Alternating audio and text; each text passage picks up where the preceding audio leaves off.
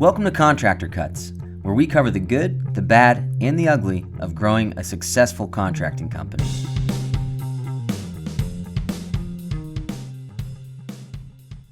Welcome back to Contractor Cuts. My name is Clark Turner. And I'm James McConnell. Welcome back. Thank you. All right, so today we are starting a first of three podcast series. We are doing a breakdown of when you're going into the new year. This is being released. If you're listening to this later, we're releasing this kind of December, January, launching out how to plan out your 2025 and what you should be working on now, what you should really be aware of assessing, and what growth should look like this year. So you can listen to this any time of the year. This isn't just a January podcast, but we like to start kind of thinking bigger picture in January, casting out what 2025 is going to look like. We have a retreat coming up in January as well for our coaching clients and non-coaching clients that are coming on the retreat. And we're going to be covering a lot of this stuff on the retreat, but we wanted to break it down on the podcast to help you start thinking through all the three main tenets of what we kind of foundationally start with when you're coming into coaching or as you're trying to build your company. So the three tenets up front are time management, organization, and finances. Good job. Good job. Today we're talking about time management. The next podcast will be organization, and the third one will be finances. But yeah, we're going to break them down, kind of talk about realistically what we are doing, what we're not doing, where it's okay to fudge and the numbers and not really. I want to do it this way, but today we're not going to do it. But by the end of the year, I want to be doing it that way. And then we're also going to talk through today, if you're listening, what can you do differently starting now, right? A lot of times what we see also getting into the time management side, when we're talking about managing your time, everyone is so gung-ho. It's kind of like a diet, right? Like, oh, I'm going to start eating well. I'm going to lose weight. I'm going to do this. I eat 800 calories a day. And then all of a sudden Friday hits, you have 4 pizzas at night, and then you're done. Or you have like 6 different diets you've tried in 3 different months, and it's whatever's hot, whatever's new. It's like, maybe this will help. Maybe this will help. Yeah. And for the time management, people are downloading 7 different apps. I'm going to manage it this way. I'm going to do it that way. Yeah.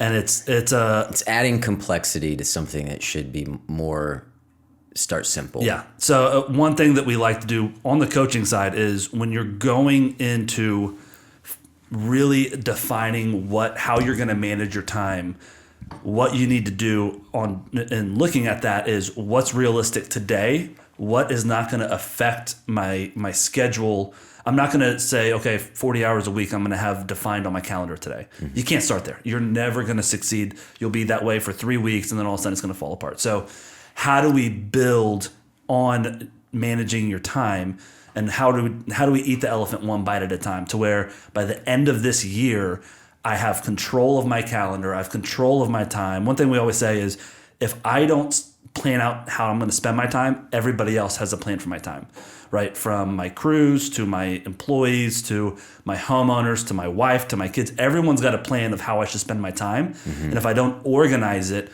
those people none of them will get what they need.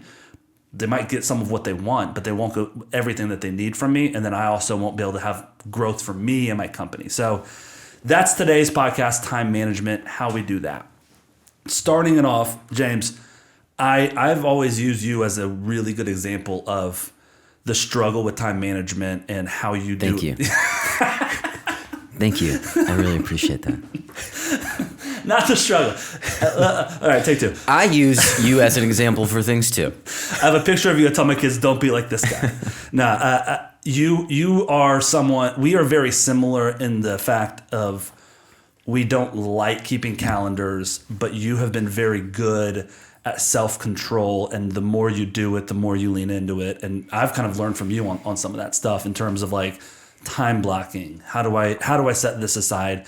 How do I move stuff on my calendar? All the stuff that you always preach to your guys is how you manage it realistically, not idealistically. Mm-hmm. So can you give us kind of a rundown of how you view your time management, where you think you do it really well, and then also let's talk about where you think you suck at it, and like where you're missing sometimes, like when you get too busy, what happens? So it's hard because time management is different for everybody, but like I do think that I've got a pretty good thing going for my type of brain. And I think a lot of people in our industry are my type of brain. Yeah. So really the trick is simplicity. Like, how do I break this down the most bare bones? Like, what are the things that need to get done? And like, actionably, I need to do estimates. That's like part of the lifeblood of what we're doing. Yeah. I need to do estimates. I need to have place on my calendar. Even if I don't have an estimate that I know is coming in, I need to have a time block that is prepared for estimates. Yeah. Because things are going to fill those slots. And if I don't have to do an estimate that day, it's a treat. It's It's bonus time that you get to spend. Yeah. But then there's, there's marketing, there's accounting, there's random paperwork. Long story short, there's probably 4 or 5 different things that are going to be perennially on your calendar. They don't have to be in the exact same spots. In fact, that's one thing I tell guys all the time. Have as few repeating events on your calendar as possible. I have to have some. There's going to be standing meetings that are part of my day-to-day or my week-to-week. But the more pre-built stuff that's on my calendar, the less likely I'm going to look at it. Easy to ignore it. We'll just pick it up next week. It looks the same as it did last week, and so they stop having meaning. Yep. So I use some colors, but I don't go crazy with it. Like, I'll keep track of... So let me go back. Yeah. The most important thing for me is I make an agreement with myself that if nothing else, I'm going to be honest about my day with myself and on my calendar. So let's say it's a bad week. I didn't set myself up on Friday for the following week. I have kind of a sparse calendar. There's things that I know I need to do that aren't on my calendar. That's okay. That'll happen sometimes. Yeah. But I'll start my day with whatever it is. And I literally have, most days I have something called my F around time. Because the best way for me, I get down to my office and I just mess around for a little bit. Yeah. Just kind of start feeling things out, look through some emails, maybe go off on a rabbit trail. But then I start getting into the meat of my day. If I go off track somewhere, I will go back and I will put in that time block what I did. Like every time. 100% of the time? No. Okay. Even though I said like every time. Let's talk about the word like. It's kind of like sometimes.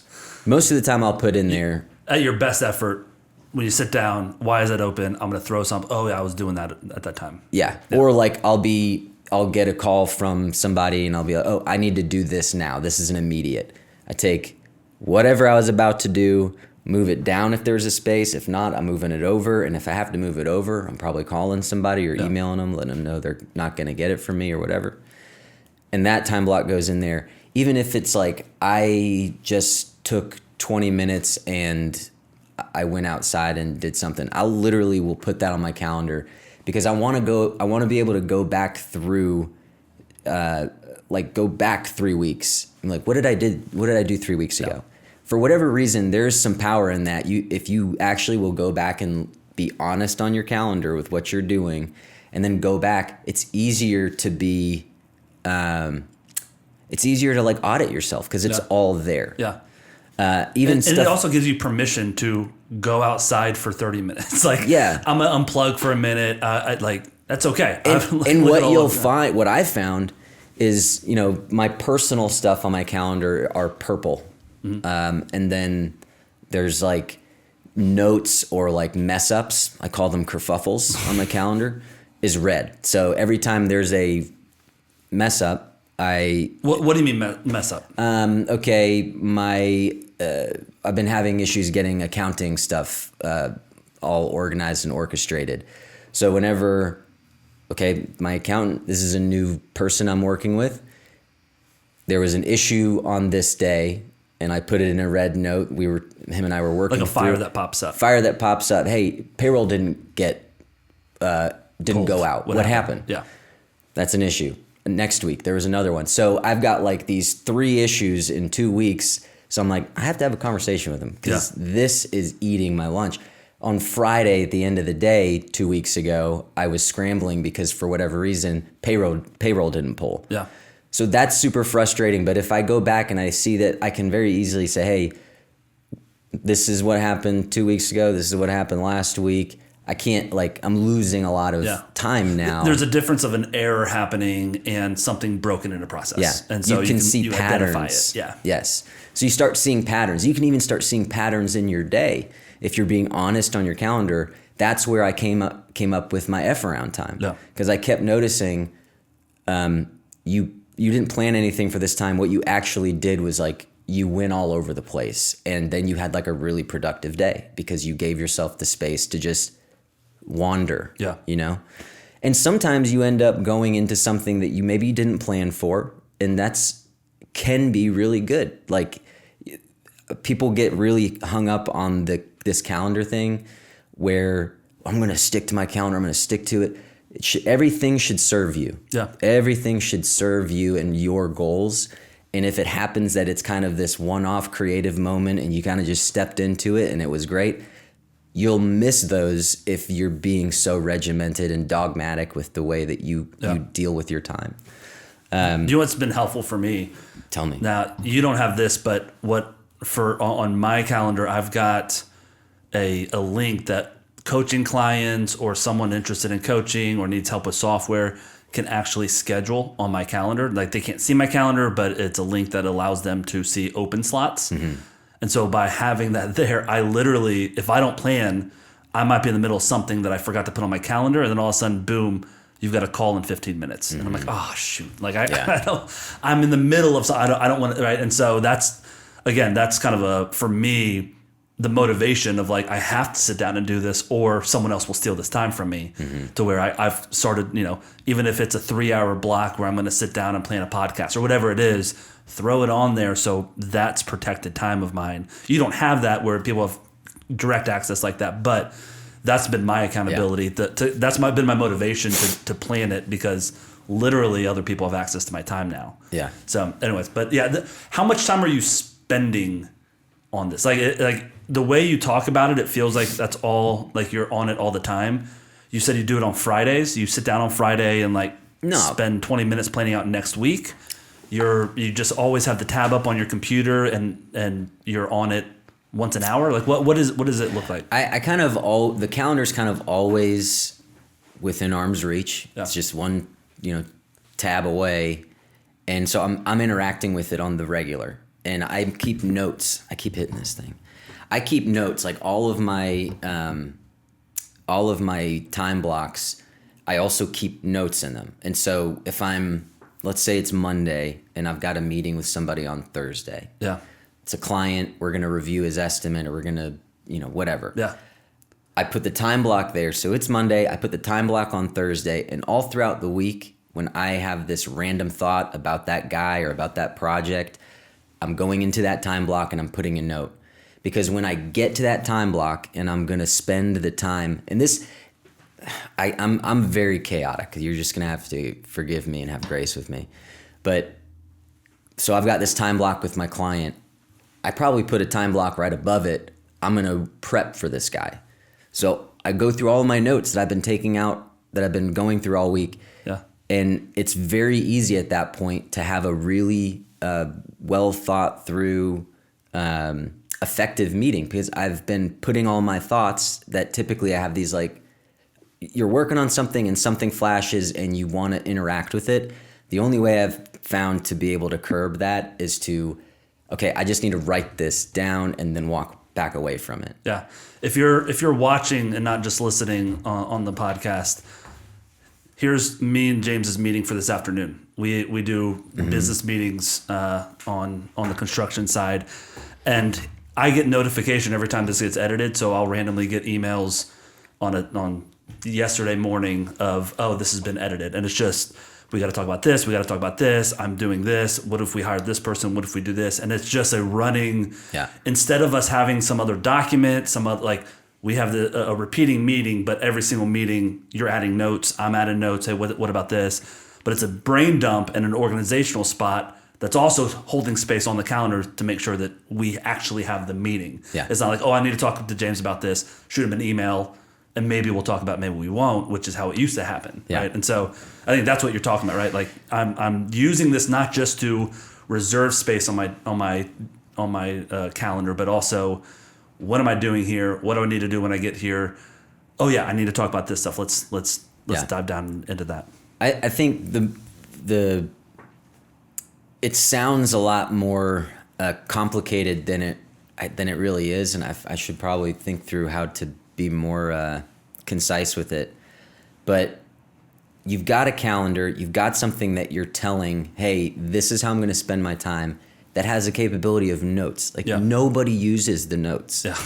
Go in there, and when you're planning for that meeting, it can be just 2 seconds. You're like, oh yeah, we have to have that meeting. Here's 3 questions that I have right now about that meeting. And that's going to grow over time. And then when you have that meeting with your client, they're going to let you drive because they haven't thought through it other than just driving around your car. And you've kind of listed out what you need. You can take notes from them. It just prepares you really well for it.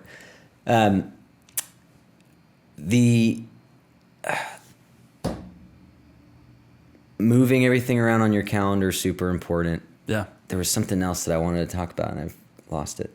Well, it's also when you have something that isn't getting done, or a meeting like, hey, I know we're supposed to meet in 30 minutes, but something just came up. Sorry. It's not just, okay, we'll do it later. It's, all right, well, I'm going to move this to Friday at 4. Mm-hmm. Is that okay with you? If we got to push it from that day, that's fine, but I'm going to keep it on my future calendar to hold space so I can. Yeah. If we can't get to it before then, we're doing it Friday afternoon. Yeah. Yeah, I think that's an important part of it. Keeping and going back to being honest on your calendar, when you can go back because you have colors, because you can put notes in there, you can really start looking at your personal patterns. Yeah. When's your most effective work time? Like mine is in the morning after my F around time. Yep. If I take my F around time out, I'm not as productive. Yeah. If I go right into work, I'm less productive. Yeah.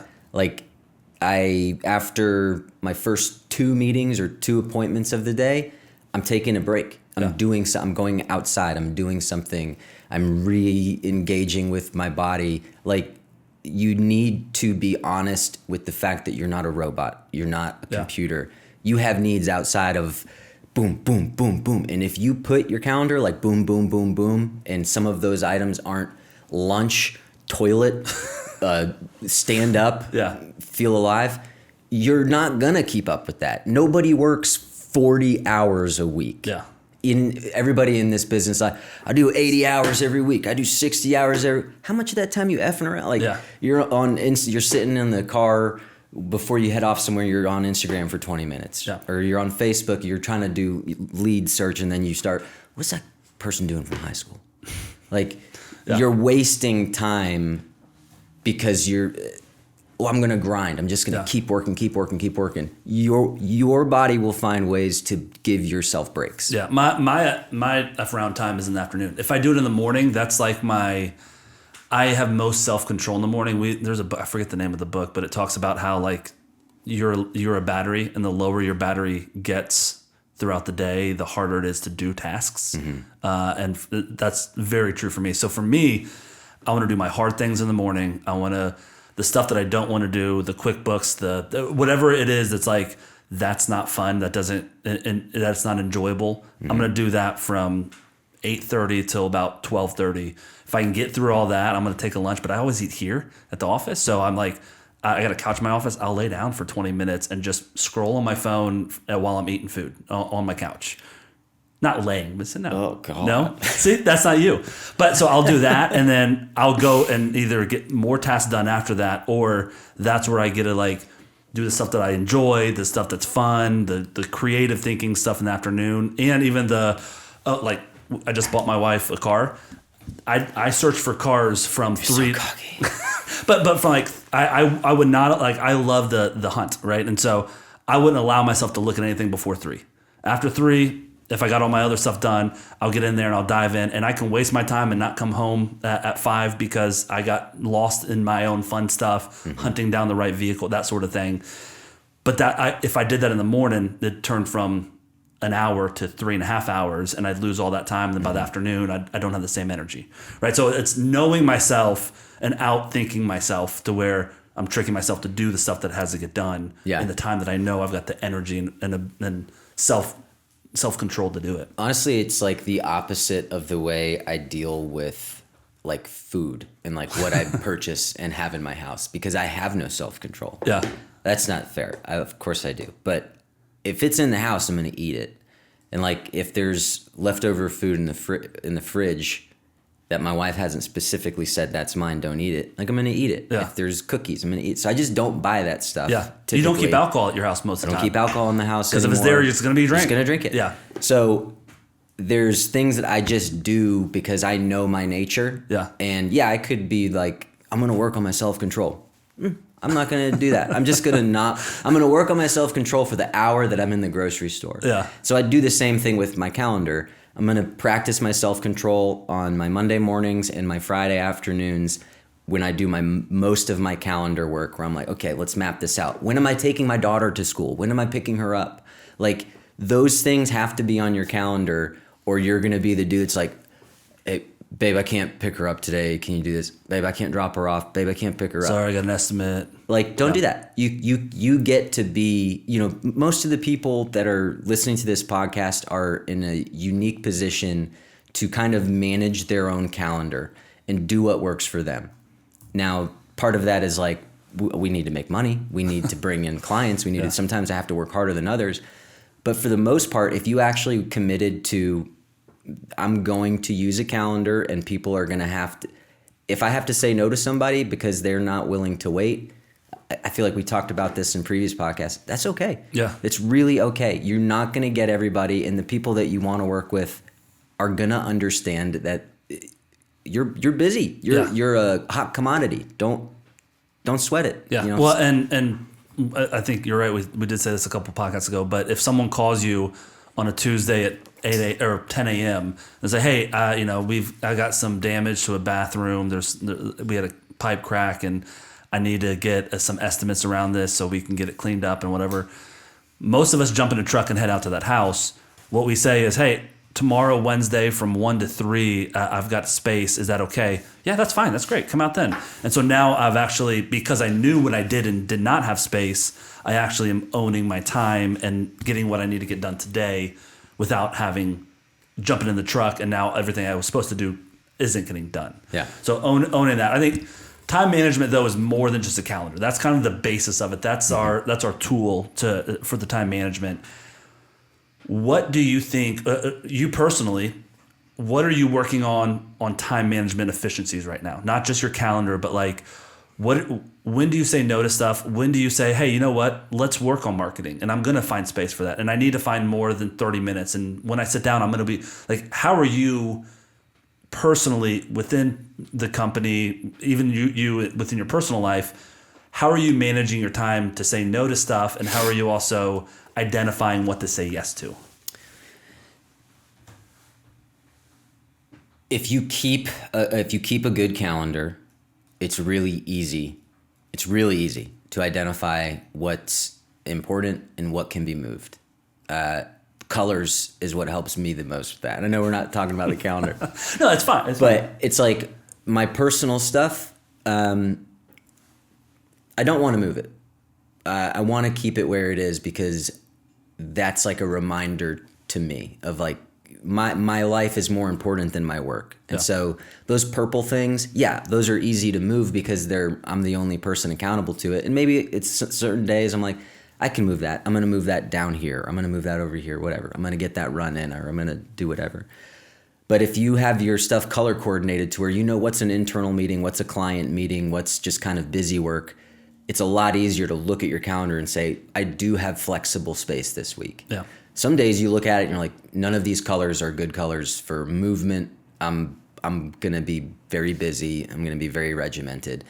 It gives you kind of a sense of that. The big thing that I've recently been kind of picking up on is trying to identify twofers. So like looking at small business loans, they want you to put a profile together of like what you've done, projections, this, that, or the other. This is a great time to dig into your business, right? So instead of the questions that the bank is asking you are things that you need to know yourself. Yeah, cue in. The bank wants to know if you're a good bet. So you're building out. I need to see if I'm a good bet. Right. Yeah. So you're trying to prove to the bank you're a good bet, and you're building out all this stuff. You're doing these projections. Don't just like trudge through that. Like, this is a good one to put a 3-hour time block, and then you might need to put another one later on in the week. Get lost in that. Like, get weird with it. Like, find some stuff that, little connections that you can kind of explore. That's a twofer for me. I'm going to not only do this bank loan stuff, but I'm also going to use this time to really dig into the stuff that I need to. The financial data that you want to start looking at, which we'll talk about in 2 podcasts. Mm-hmm. 2 podcasts. If a client, you're responding to a client and you're like, I always answer this question. Yeah. Take 30 minutes, get on Google, get on ChatGPT, craft something that's a really good response that that you can take and use over and over and over again. That's a twofer. Yeah. You're not just answering that question, you're building yourself a little tool that you can quickly go and grab. You can make a template in the software for email response, or add it into your client engagement agreement. So every time you're starting a job, you're answering it before they ask it. Yep.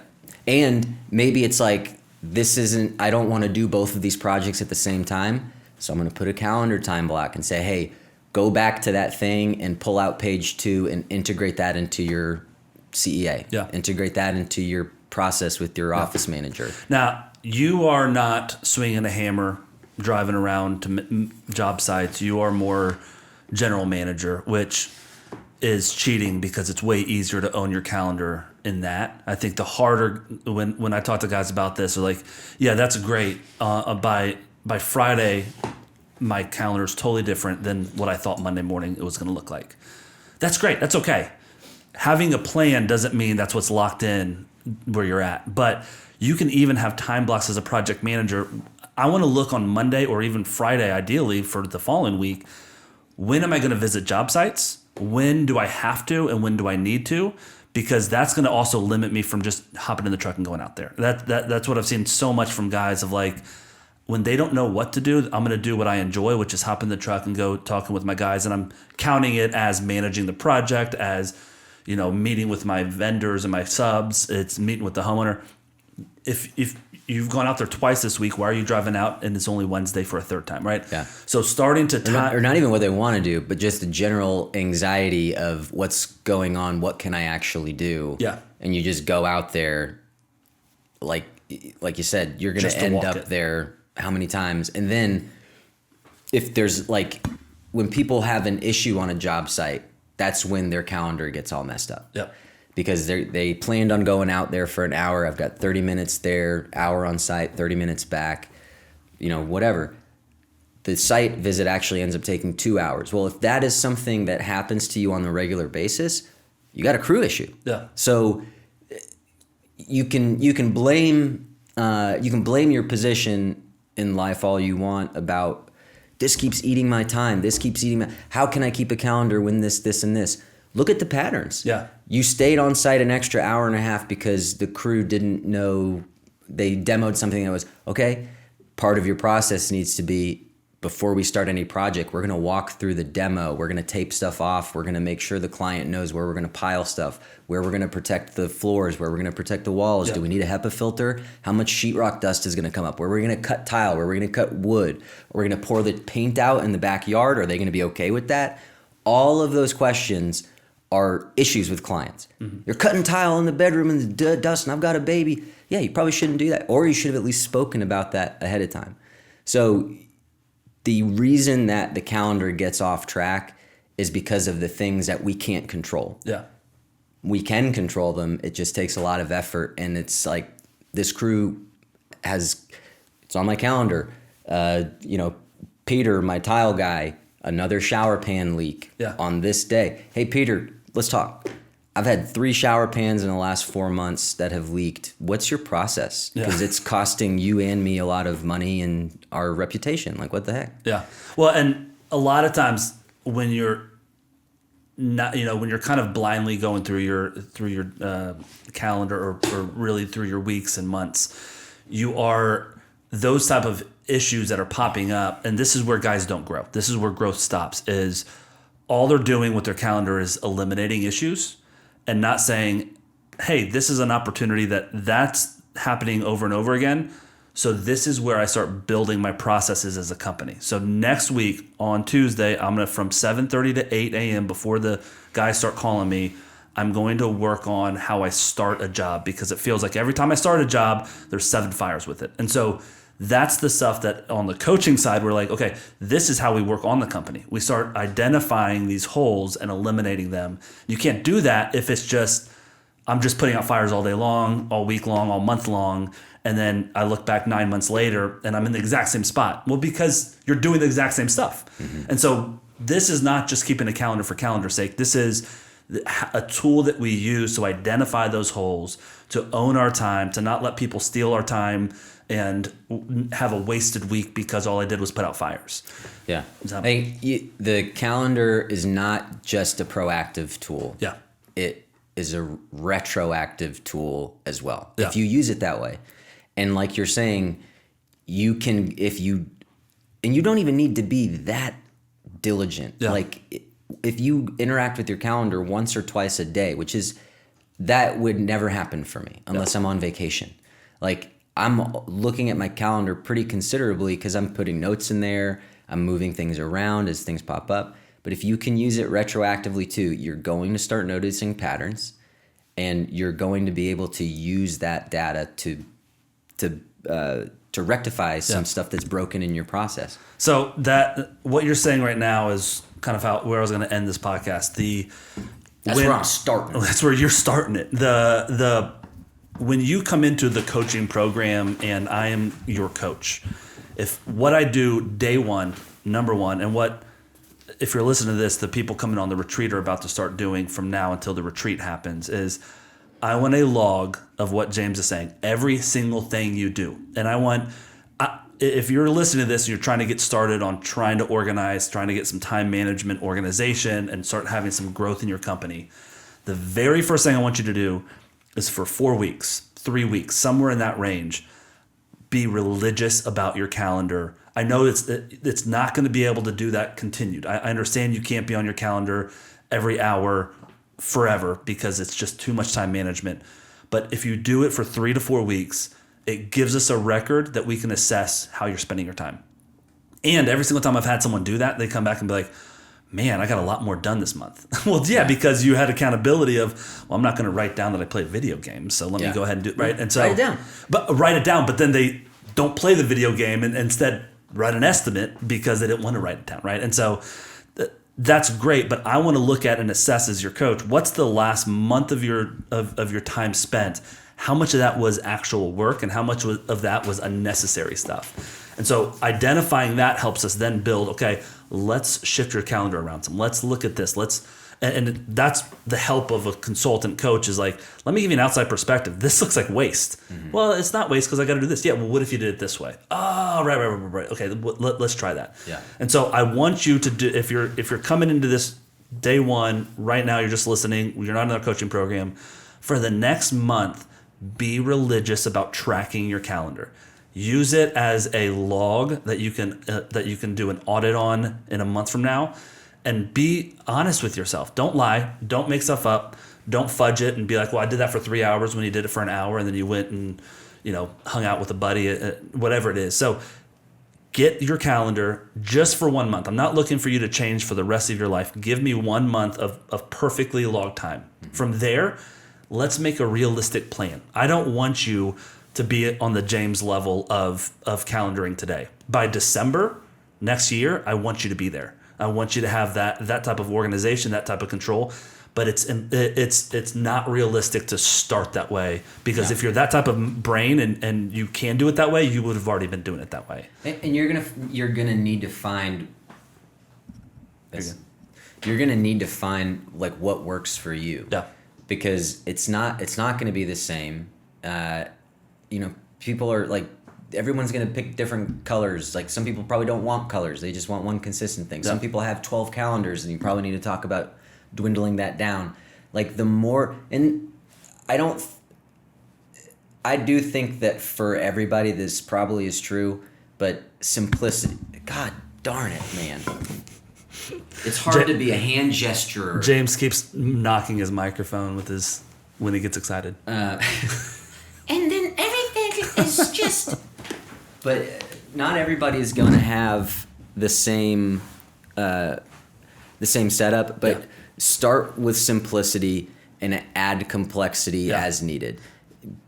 The more complex something is does not make it better. Yeah. If anything, for me, the more complicated something is, the worse it is for me. Yeah. Well, and we don't do things unless we value the effort, right? Like when you start calendaring, you're not you don't, like if you value that, you'd be doing it. Mm-hmm. And so you just got to pretend like you value it for a month. You just got to click into, I'm just going to do it because I know that I should be doing this, but I'm not going to get a lot out of it. Because when you start getting stuff out of it, that's when you're going to want to do it. And that's when you automatically like, oh, I got to do this. I need to do this. Or instead of making the commitment that you're going to be doing the calendar, make a commitment that you're only going to keep notes on your calendar. Yeah. Then you have to go in there. Like don't keep your yellow legal pad and then 2 Google Docs. Keep all your notes on your calendar unless you find that you have to do something else to be more efficient. Yeah. Keep it simple. That's great. Great advice. Hurts my feelings every time. All right, so that's it on time management for today. Next podcast, we're going to talk about organization, how you should organize, different levels of keeping your company organized and moving forward. And then the third podcast in this series is going to be at finances. How are you organizing your finances? What finances are you looking at? What data are you trying to pull together to make sure you're making the right decisions?